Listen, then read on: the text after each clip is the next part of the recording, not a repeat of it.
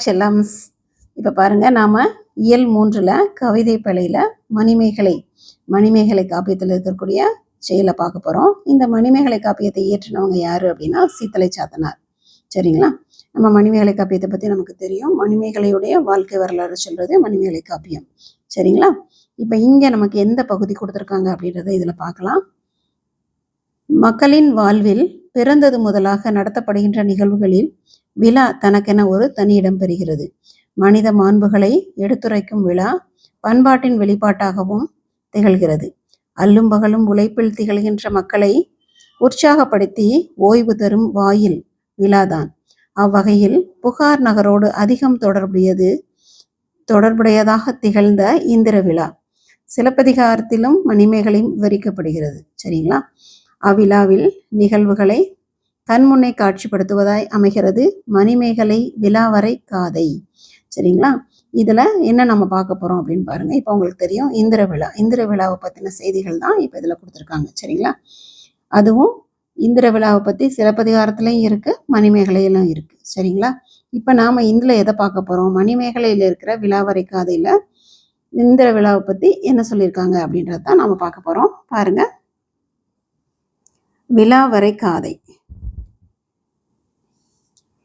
தோரண வீதியும் தோமரு கோட்டியும் பூரண கும்பமும் பொலம்பாலிகைகளும் பாவை விளக்கும் பலவுடன் பரப்புமின் காய்குலை கமுகும் வாழையும் வஞ்சியும் பூக்கொடி வள்ளியும் கரும்பும் நடுமின் பத்தி வேதிகை பசும்பொன் தூணத்து முத்து தாமும் முறையொடு நாற்றுமின் விளவுமலி மூதூர் வீதியும் மன்றமும் பல மணல் மாற்றுமின் புதுமணல் பரப்புமின் கதலிகை கொடியும் கால் ஊன்று விலோதமும் மதலை மாடமும் வாயிலும் சேர்த்துமின் தன்மலர் பந்தரும் தாழ்தரு பொதியிலும் புண்ணிய நல்லுரை அறிவீர் பொருந்துமின் ஒட்டிய சமயத்து உருப்பொருள்வாதிகள் பட்டி மண்டபத்து பாங்கறிந்து ஏறுமின் பற்றா மாக்கள் தம்முடன் ஆயினும் செற்றமும் கலாமும் செய்யாது அகலுமின் வெண்மணர் குன்றமும் விரிபூஞ்சோலையும் தன்மணல் துருத்தியும் தாழ்பூந்துறைகளும் தேவரும் மக்களும் ஒத்துடன் திரிதரும் நாளேல் நாளினும் நன்கறிந்தீர் என ஒளிருவாள் மறவரும் தேருமாவும் களிரும் சூழ்தர கண்முரசி எம்பி பசியும் பிணியும் பகையும் நீங்கி வசியும் வளமும் சுரக்க என வாழ்த்தி அணிவிழா அறைந்தனன் அகநகர் மருங்கன். இந்த பாடலோட பொருள் பாருங்கப்பா. இது விழா முன்னேற்பாடுகள் பற்றி அறிவித்தல். இந்திர விழா நடக்குது இல்லையா? அப்போ நம்ம எப்படியெல்லாம் முன்னேற்பாடுகள் செய்யணும் அப்படின்னு சொல்லி அதை ஒரு அறிவிக்கிறாங்க. சரிங்களா? தோரணம் கட்டிய தெருக்களிலும் குற்றமில்லா மன்றங்களிலும் பூரண கும்பம் பொற்பாளிகை பாவை விளக்கு மற்றும் பல வகையான மங்கள பொருட்களை முறையாக அழகுபடுத்தி வையுங்கள். முற்றிய குலைகளை உடைய பாக்கு மரத்தையும் வாழை மரத்தையும் வஞ்சி கொடியையும் பூங்கொடிகளையும் கம்பையும் கரும்பையும் நட்டு வையுங்கள். சரிங்களா? எப்படியெல்லாம் நம்ம தெரு அலங்காரப்படுத்தணும் அப்படின்றத சொல்றாங்க. வீடுகளின் முன் தெரு திண்ணையில் வரிசையாய் இருக்கும் தங்க தூண்களிலே முத்து மாலைகளை தொங்க விடுங்கள்.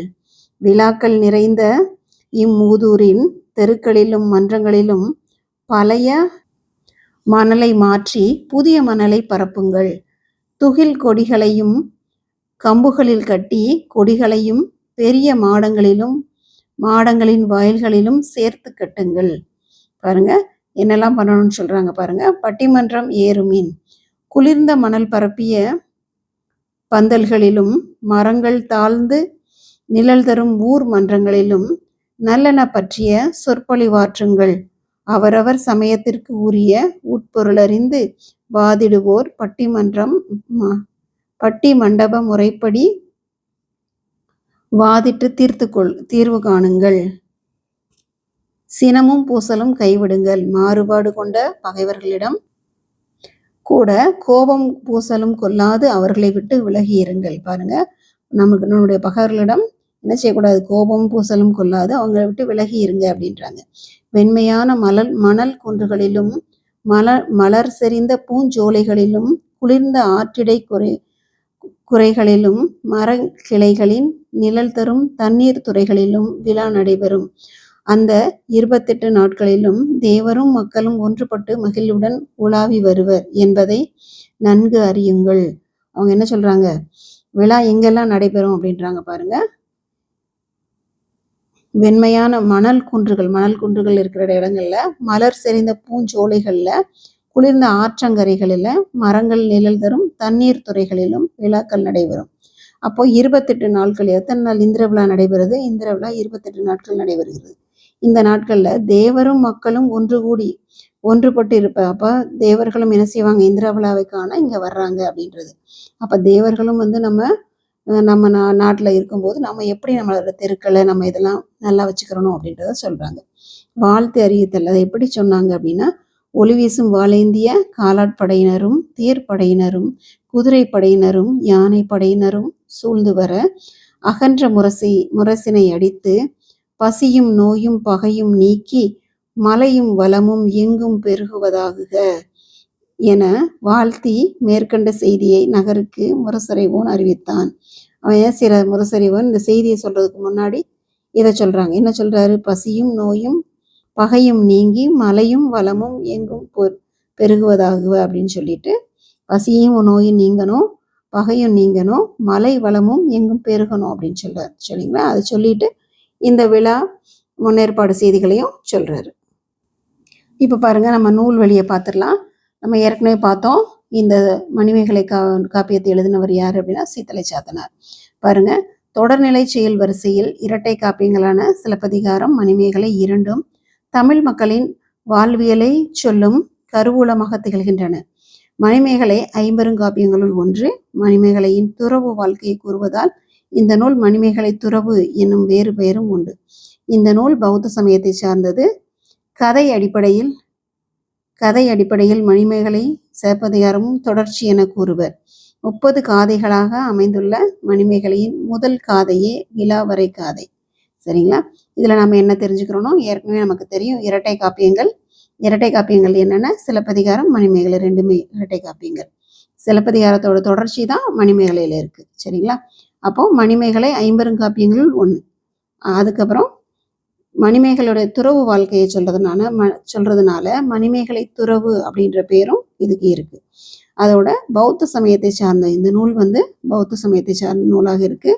இந்த நூல்ல 30 காதைகள் இருக்கு. 30 காதைகள்ல முதல் காதை விலாவரை காதை. அதுல இருந்து தான் நமக்கு இந்த செயல் கொடுத்துருக்காங்க.